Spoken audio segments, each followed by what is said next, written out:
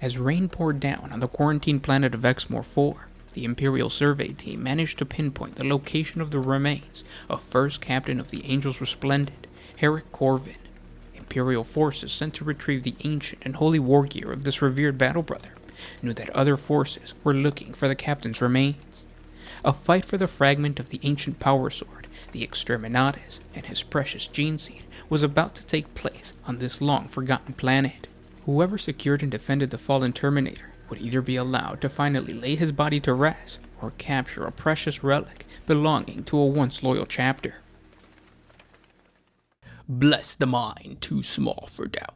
Today we're going to be creating a mold of this guy, a fallen Terminator captain, and then creating the cast of that same original fallen Terminator, which is the guy that I'm holding right now and the one that you just saw. I originally created this guy probably like a month ago. The very first episode of Bless the Mind Too Small for Doubt, I created this guy. And it's actually created from an old Terminator model that nobody used. It was given to me as a gift. If you guys want to check out how I created this guy, I'll put a link up above or in the description below.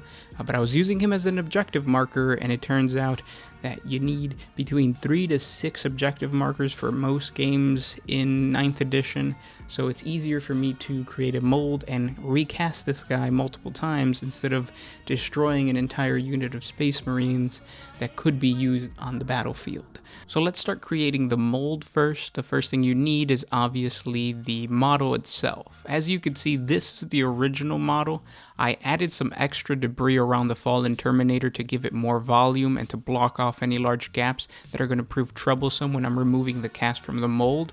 But it's just simple PVA glue and the bricks.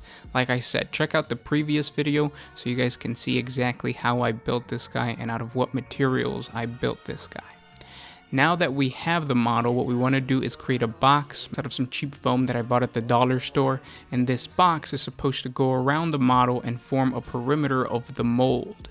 To do this, the first thing we need to do is draw a square that not only encompasses the entire model, but also leaves enough space between the mold edge and the actual fallen battle brother. This is going to create a sturdier mold. For this project, I only need a 3" by 3" square to fit this model.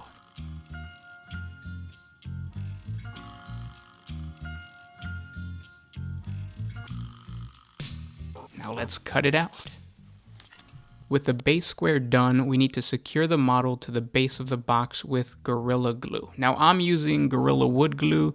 You can use basic PVA glue. All you're looking for is whatever adhesive is going to cover any gaps between the model and the base of the box. Now that the model is secure on the base, make sure to let it dry. We start building the walls to our box using the same cheap foam that I bought at the dollar store. I want to emphasize that I bought it at the dollar store because you could go to Walmart, you could go to some other store and buy that expensive $5 foam board, but it's just a waste. Go get the cheap stuff because you're going to destroy this foam box.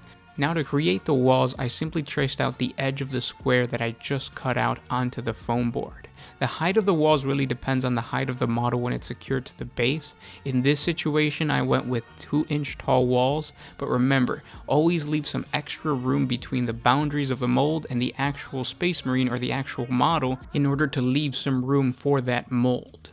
You can also simply measure out the length of the walls instead of tracing out the perimeter of the square using a simple ruler. I know it's 3 by 3, so I just make 3 by 3 length walls.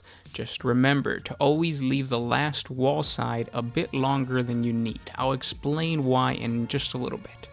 Now that we have that drawn out, I simply cut the walls out, but I don't cut the walls individually. Instead, I cut the entire section of wall out all together and then slightly score the top layer of the foam board where I made my pencil markings, making sure not to cut all the way through. Because all we have to simply do is bend the foam board on the edges of the walls and maintain the paper and the foam that connects the entire thing together. That way you use less glue. And as you can see, when I put the box together, that extra length at the end wall piece is perfect for securing the entire box as demonstrated here. Now we just have to glue it with some hot glue and close off all the gaps in between the box lines. And there you have it. Our fallen battle brother is inside his box, and we are ready to pour in the liquid components of the mold. For the actual material of the mold, I'm using Smooth-On Umu 30 silicone rubber. It comes in 2 liquid parts, and then you mix it in equal amounts, and as you can see here, once the 2 parts are mixed, they change into a purplish color that you can pour into the box that we just created. Now, I'm not sponsored by Smooth-On, I just really like the Umu 30 product. I'm pretty sure you can find different types of products at your local craft shop or your hobby shop.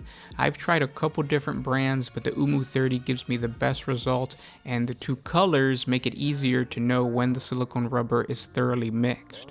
If you live in the US, you can get it at any Blick art supply store, or you could just simply order it online. But now that everything is mixed, it's time to pour the rubber into the box. Make sure that the model is secured to the base before you mix the 2 components together, and obviously glue has to be dry before you pour the rubber in, otherwise it's just going to float to the top and you'll ruin the entire thing. So completely submerge the model.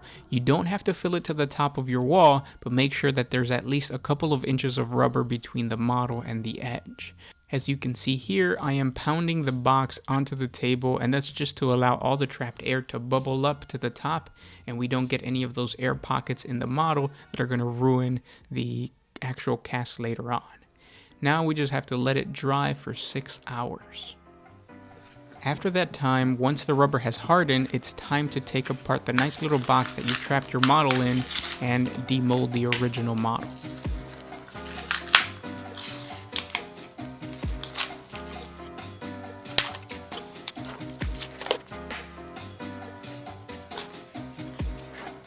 Be careful when you are removing the original. Detach from all sides. In this situation, it would be 4 sides, and then just pop the model right out.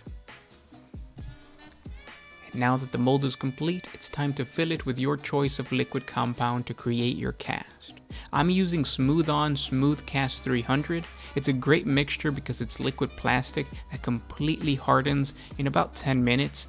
Just like the silicone rubber, it comes in 2 parts, and simply mix the 2 parts together, stir for like 15 to 20 seconds, and then quickly fill the mold with this liquid plastic. This stuff hardens really quick, so the work time is a lot less than the actual silicone rubber, so keep that in mind. Once it's filled to the top and you've wiped off all the excess with a paper towel, you can sit back and watch the entire thing turn from liquid to a solid. Now, of course, you don't have to use plastic. It's kind of expensive. You could always use simple plaster. You could buy at your hobby shop for like $5. It all depends on what you're casting and for what purpose. But once your cast is fully hardened, all there is to do is demold the cast, and there you have it. A replica of the original. Kind of. It's a little smaller. To fully appreciate the cast, I have to prime the whole thing in orange, and then I gave it a quick rough paint job just so that you guys could see the details, and also to show you guys that paint sticks onto this plastic just like any other plastic. It's like painting a regular miniature. And there you go. I taught you guys how to make a silicone rubber mold and make a cast of your favorite objective marker or whatever model you need a replica of. What I'm planning on doing is giving these guys out as Christmas gifts for some members in my play group. Spoiler alert, if you guys are watching, you guys are going to get this for Christmas.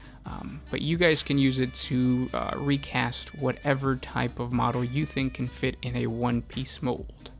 Now that brings me over to my next thing that I have to talk about. I know what you guys are thinking right now, and I know that a lot of you guys probably feel like prehistoric man when the god Prometheus gave them fire. I know the first thing you want to do is create recast of your Primaris Marines or your Greater Demon or some type of Horde unit, but unfortunately, Games Workshop doesn't use one-piece molds to create their minis. Their production method is so advanced that this method would just end in failure. Trust me, I've tried before. There are a few things that are worth recasting, and I'll be creating multiple videos for you guys in the very near future for what those things are, but unfortunately this method won't allow you to recast an entire friend's army. You still have to go to the GW store and you still need to buy the models. And there is a level of skill that is required. Trial and error will show you how to make the perfect cast. Bubbles are still a problem. Basically everything that the old metal models used to suffer from, odds are you're going to suffer from with these. But if you're building a simple terrain piece that you need multiple pieces of, this is perfect for that. You could even mess around. You don't have to use liquid plastic because, like I said, it's very expensive. You could use simple plaster that's like $5 at Walmart, and you can recreate certain pieces to a diorama or something like that.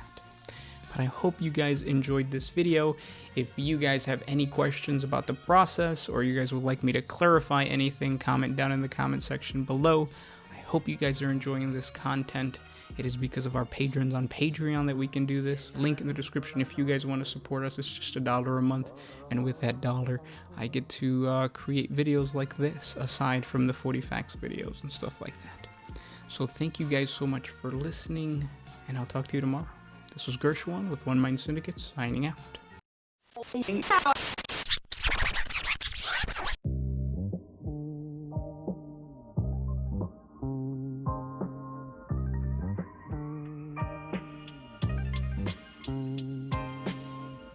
Oh, what a beautiful